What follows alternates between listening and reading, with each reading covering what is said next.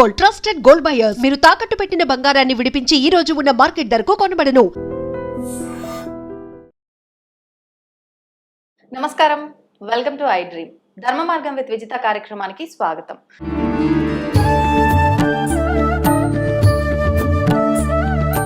ప్రస్తుతం మనతో పాటు ఉన్నారు 109 బాబా సంత్ సదానందగిరి బాబాజీతో మాట్లాడి మరిన్ని విషయాలు తెలుసుకుందాం.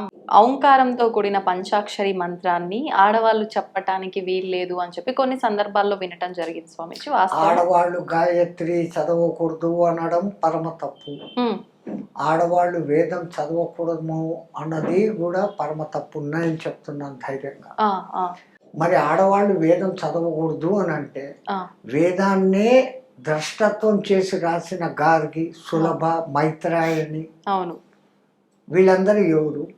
రాజ్యసభలలో రాజులు మెప్పు పొందిన ఉభయ భారతి, మండన మిశ్రుని భార్య. వేదవతి కాకపోతే, వేదం నేర్చుకోకుండా పోయింటే శంకరాచార్యునికి వీడి మండన మిశ్రుడికి మధ్య జస్టిస్గా రాజు నియమించాడు. ఆమె రాజే నా చేత కాదు ఈ ఇద్దరు పండితులను ఎవడు గొప్ప అని నిర్ణయించాలంటే వాగ్వివాదాల్లో ఆ మాత్రం జ్ఞానం ఉన్న తల్లి ఆమెను ఉభయవాడిని అక్కడ పెట్టారు. ఆమెకి ఎందుకు అర్హత లేదు? గాయత్రి మంత్రమే అధిదేవత, గాయత్రి మాత. మరి మాతకే అర్హత లేదు, చదవకూడదు గాయత్రి ఎందుకు?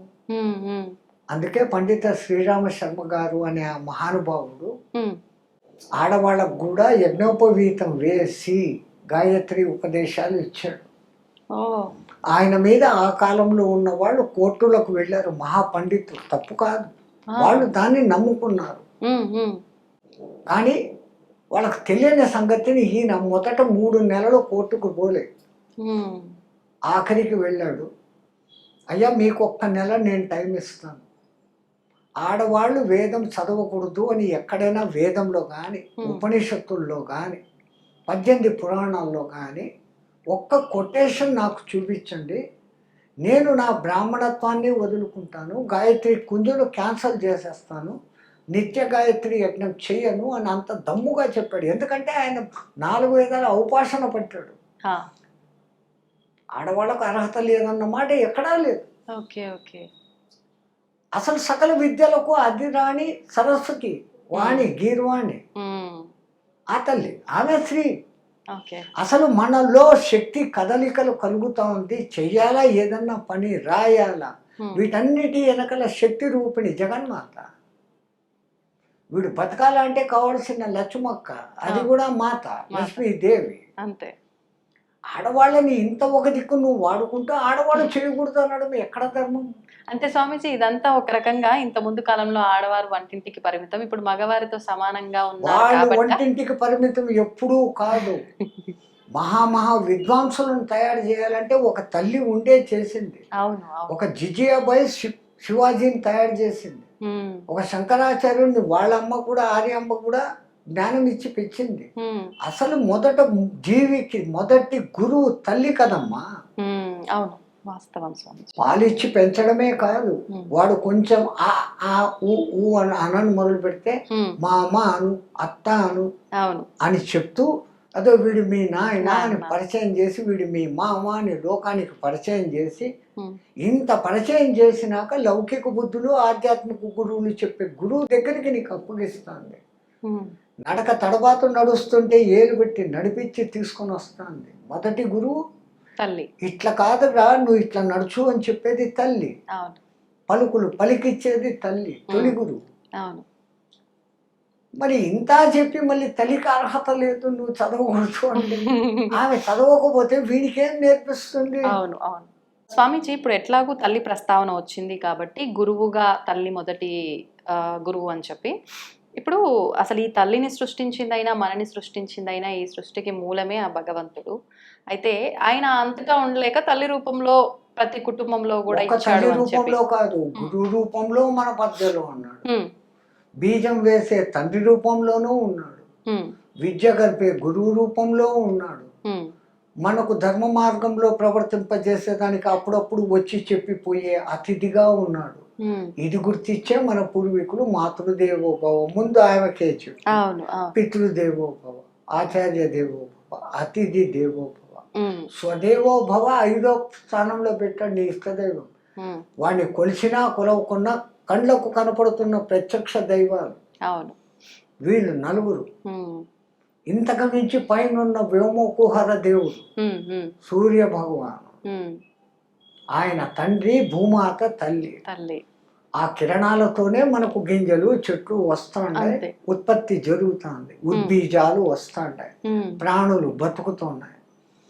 ఈమె మొదటి తల్లి భూమాత, మొదటి తండ్రి పరమాత్మ. ఈ లౌకిక తల్లిదండ్రులు ఓకే, వీళ్ళే నీకు ప్రత్యక్షంగా కనపడుతున్న దైవాలు. తర్వాత నీ ఉపాసనలు దేవాలు నీ ఇష్టానికి నీ శక్తికి తగినంత చేసుకోగలిగినప్పుడు ఆయా దేవతల ఉపాసన ఇన్నిగా మనకు మారింది. ఇప్పుడు తల్లిని తండ్రిని గురువుని గౌరవించి ఒక ప్రత్యేకమైన స్థానంలో గనక ఉంచగలిగితే అటువంటి వారు భగవంతుణ్ణి ఆరాధించకపోయినప్పటికీ పర్వాలేదా? వీళ్ళే తల్లిదండ్రులే దేవుడు కదమ్మా. వేదమే చెప్పింది, మాతృ దేవో భవ, పితృ దేవో భవ, ఆచార్య దేవో భవ, అతిథి దేవో భవ. ఆ కాలంలో అతిథులు వచ్చి కేవలం వచ్చి తినిపోయేవాళ్ళు. ఆధ్యాత్మిక విషయాలు, సాంసారిక విషయాలు, లౌకిక విషయాల్లో సలహాలు చెప్పుకొని ఇట్లుండు అట్లా చేయి, అట్లుండు ఇట్లా చేయని చెప్పి పోయేవాడు నిజమైన అతిథి. తిథి కాని సమయంలో వచ్చిపోతాంటాడు కాబట్టి వాడిని అతిథి అన్నారు. వాడు ఎప్పుడు వచ్చి పడతాడో తెలియదు. అవును. ఇప్పుడు అతిథులు అంటే సాంప్రదాయంలో ఏమంటారు, దత్తుడు ఎప్పుడు ఏ రూపంలో మన దగ్గరికి వస్తాడో తెలియదు, వచ్చిన వాడినంతా దత్తుడుగానే చూడు అని చెప్తారే. ఎందుకు కారణం అంటే ఎవడో వచ్చినోడు 4 మంచి మాటలో చెప్తాడు, 4 చెడ్డ మాటలో చెప్తాడు. నువ్వు ఆ దారిలో పోతావో ఈ దారిలో పోతావో అది నీ విచక్షణ. నీకు ఆ సలహాలు ఇచ్చి ఇది దారి అని చూపించేవాడు ఒక అతిథి. వేద మార్గంలో పోవాలన్నా, ఆ లౌకిక ప్రపంచంలో బతికే కావాలన్నా అని చెప్పేవాళ్ళు గురువు. దాంట్లో కూడా ఎన్నో తేడాలు ఉండే గురువుల్లో. బోధ గురువులు, బాధ గురువులు, రకరకాలు ఉన్నారు. దీక్షా గురువులు ఉన్నారు. లౌకిక విద్యలు చెప్పేవాడిని మీరు పంతులు అది ఇది అంటా అంటారు. ఆధ్యాత్మికుడు మాత్రమే గురువు, గురువు గారు అన్నాడు. మంచి విషయాలు తెలియజేశారు. మరిన్ని విషయాలు మరొక వీడియోలో మాట్లాడుకుందాం. ధన్యవాదాలు. గురుదేవుని కటాక్షం తల్లి. జై శ్రీమన్నారాయణ. జై శ్రీరామ్. సమస్త సుఖినో భవంతు, సర్వే జనా సుఖినో భవంతు.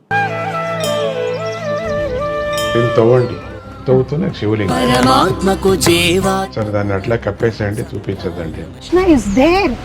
మూర్తి పూజ కాదు, సాక్షాత్ బ్రజేంద్ర నందన భగవాన్ ఉన్నారు మూర్తిలో.